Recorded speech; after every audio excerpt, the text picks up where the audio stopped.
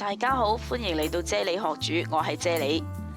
今日咧，我想同大家分享一個咧非常之簡單嘅蘿蔔牛腩煲嘅，係簡單到咧零廚藝經驗嘅都可以煮到好好食嘅牛腩出嚟嘅。咁話說啲牛腩呢，就係我尋日無意中經過街市見到嘅，咁佢係雪藏噶啦，咁我見到咁平，我就買翻嚟睇一睇啲品質係點嘅先。我尋晚已經擺咗佢喺雪櫃度解凍咗一晚啦，咁而家打開睇翻，啲品質都唔錯嘅，睇到啲牛腩就。另外呢，我就準備咗一條大條嘅蘿蔔啦，仲有呢2粒大粒嘅乾葱頭啦，同埋一嚿大大地嘅薑啦，仲有呢好多時牛腩煲我都會落嘅蒜仔啦，2-3條就已經夠噶啦。而家呢，我就已經將啲牛腩呢洗乾淨咗啦，同埋索乾咗水噶啦。咁我會擺佢埋一邊備用先啦。咁我而家呢，就開始準備啲材料啦。咁我會切咗薑先啦，咁就將啲薑切到一片片咁樣啦。如果你哋屋企呢係外籍姐姐負責煮飯嘅話呢，你哋都可以叫佢睇我嘅片噶喎。我嘅影片呢都有譯咗印尼文啦、菲律賓文啦同埋泰文嘅字幕噶。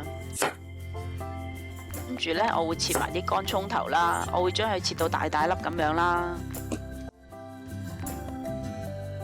啲蒜仔呢，通常呢，我就會將蒜頭同埋蒜葉分開咗佢啦。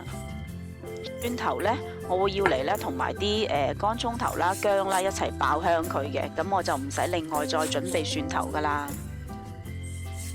咁將啲所有需要爆香嘅材料呢，都擺落個兜度備用啦。蒜葉呢，我都係會斜斜地刀啦去切佢，切成一段段嘅。按照翻你哋平時烹調嘅習慣啦，中意切長啲、短啲都冇乜問題嘅。切好咗之後，擺佢落另外一個碟仔度，都係備用啦。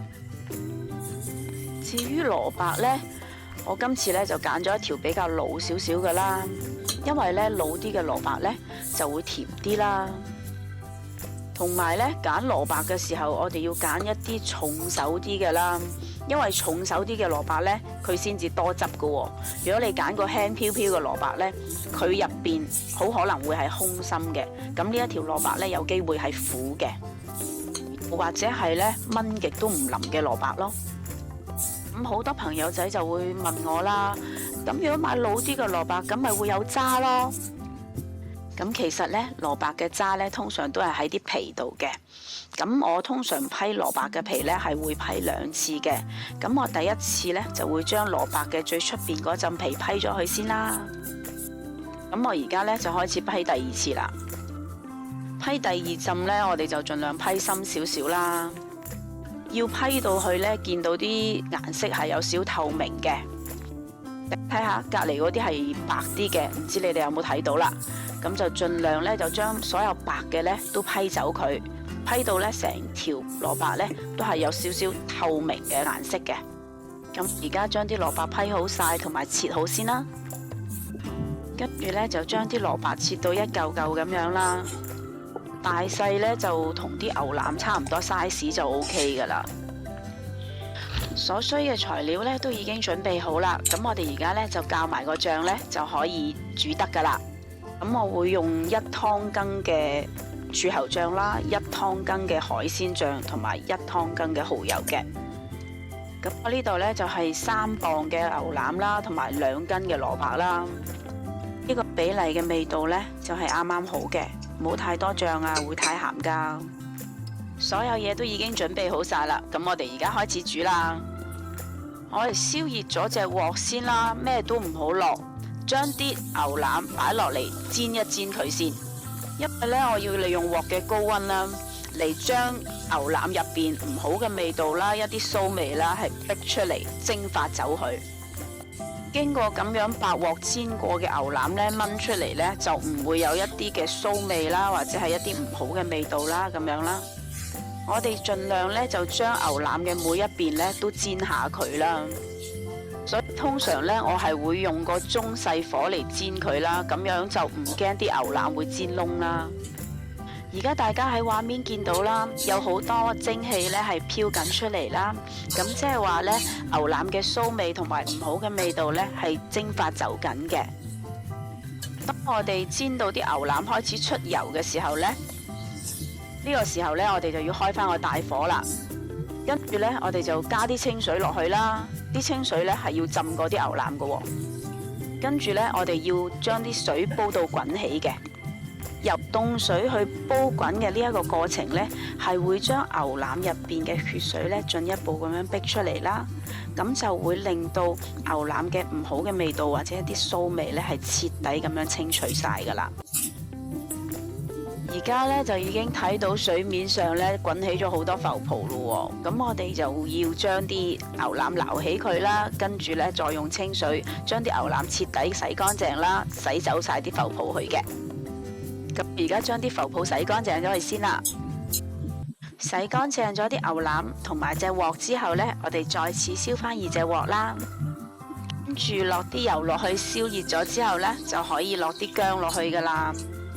咁我哋先將啲薑呢炸一炸香佢先，要炸到啲薑呢啲邊係開始焦焦地嘅。因為我想令啲薑嘅味道更加突出啲啦，所以我會炸耐少少啲薑啦。大家睇到好似畫面咁樣有少少焦焦地就 OK 噶啦。咁我而家呢，就要將啲乾葱頭啦同埋蒜頭倒埋落嚟一齊爆香咗佢先啦。當聞到好香嘅薑葱蒜頭味嘅時候呢，我哋就將個火較翻細佢啦。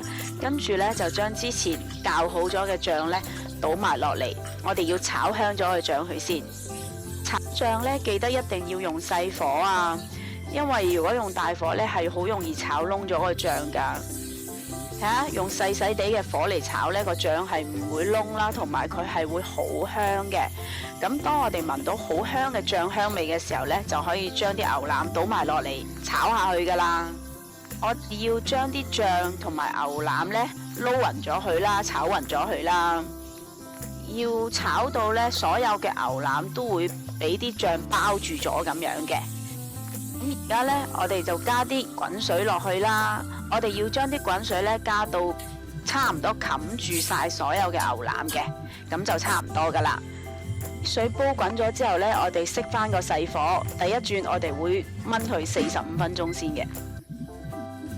嚟燜緊牛腩嘅時候啦，咁我哋而家呢就整埋啲蘿蔔先啦。咁我哋就將啲水煲滾咗佢先，跟住呢，我哋就落1羹嘅鹽啦，1羹嘅糖啦，跟住就將啲蘿蔔倒落啲水入邊啦。我哋冚翻個蓋，等啲水再次煲滾嘅時候呢，我哋就熄火，唔好理佢，唔好開蓋，等佢自然攤凍。咁樣做呢，係可以將蘿蔔入邊嘅辛辣味呢完全浸咗出嚟啦，同埋咁樣浸過先至再煮嘅蘿蔔呢，係會特別腍、特別甜噶。15分鐘過咗去啦，咁我哋而家呢，就睇下啲牛腩炆成點先。咁而家篤落啲牛腩度呢，係感覺到完全未夠腍嘅，咁我會再加翻啲水落去啦。跟住呢，煲滾啲水之後，我哋再熄翻個細火炆多35分鐘先。35分鐘就已經過咗去啦，而家啲牛腩呢，就已經差唔多夠腍噶啦。咁我哋呢，就會準備加埋啲蘿蔔落去一齊炆嘅。睇下啲滾水浸完再自然攤凍嘅蘿蔔已經腍腍地噶啦，咁我哋就將佢擺埋去同啲牛腩一齊炆啦。我哋呢，將啲牛腩同蘿蔔撈勻咗之後呢，我會再冚蓋炆多佢20分鐘添嘅，咁就等啲蘿蔔呢索一索啲牛腩嘅味啦。好，再過咗20分鐘咯噃，咁而家啲蘿蔔呢，就已經係索晒啲牛腩嘅味道噶啦。咁我哋再睇下啲蘿蔔有幾腍先。蘿蔔呢，就已經係夠腍噶啦，咁我想佢哋更加入味，所以我會冚蓋熄火焗多去30分鐘先嘅，咁樣啲蘿蔔就會更加入味噶啦。焗完咗啲牛腩蘿蔔之後呢，我就會將個煲仔燒熱佢啦，跟住將啲蘿蔔牛腩呢就轉過嚟個煲仔度噶喎。最後加埋啲蒜仔葉落去啦，跟住冚蓋1分鐘。哇！熱辣辣、香噴噴嘅蘿蔔牛腩煲呢，就已經完成咗噶咯。呢個餸呢，其實真係好簡單嘅，除咗時間耐少少之外，所用嘅配料呢都係非常之咁簡單嘅。如果各位有機會嘅話，都可以試下煮呢個蘿蔔牛腩煲試下啦。若果你係中意我嘅影片，請你俾個 like 我啦，同埋訂閱我嘅 channel 啦，記得撳埋隔籬個鐘仔啊！多謝晒你哋嘅收睇，我哋下一條片再見啦，拜拜。